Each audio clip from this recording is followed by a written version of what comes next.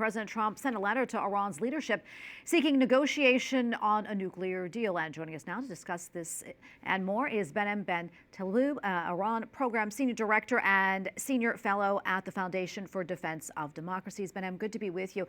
First off, your reaction to President Trump's letter.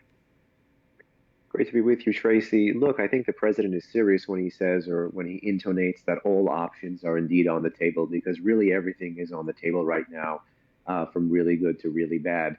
And it's really up to the Islamic Republic to choose. And it's clear that with the restoration of Trump's first-term policy on Iran, the maximum pressure sanctions policy, he's trying to put the supreme leader of Iran, the hardened military men in the Islamic Republic, to the choice.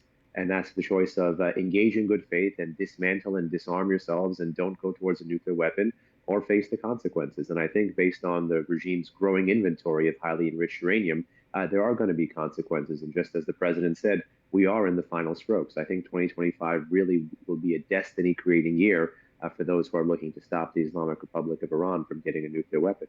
Yeah, but I know the Ayatollah Khamenei recently said that engaging in negotiations with America is not intelligent, wise, or honorable. How do you think that they may respond to this?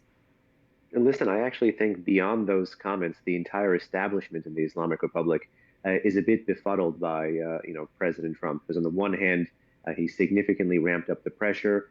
He's the only U.S. president who was willing to pull the trigger to kill the regime's chief terrorist, Qasem Soleimani. He stood with the Iranian people in their hour of need during protests from 2017 to 2020. So Trump has done so much on the Iran file in so little time in his first term. But on the other hand, now he's extending the olive branch of negotiations. And allegedly, there may even be a Russian offer to mediate between Trump and Tehran. So I think the regime, by saying no to talks now, is trying to actually generate a greater asking price. They're trying to get America, the superpower, to look like America, the supplicant. And that's why I think they're pushing away from the table on this. Yeah, and this comes amid, as we know, the high tensions of Israel-Hamas and the Hamas war with Iran and Israel exchanging direct fire over the course of that war. There's currently a tenuous ceasefire centered on the exchange of hostages. Do you think that could impact things? Well, certainly, Israel has been engaged for the past 15 months, if not longer, on a multiple front war, 6, if not 7 front war against proxies and partners that the Islamic Republic has created in some battlegrounds versus co-opted in other battlegrounds. I mean, just look at what was happening recently with the Houthi rebels in Yemen, who the Trump administration rightly put back on the foreign terrorist organization list. These are all proxies and partners of the Islamic Republic. And I think we have to understand that there's significant linkage here. If the Gaza ceasefire collapses, I think the Yemeni Houthis will fire again. And that'll be a real test for the Trump administration.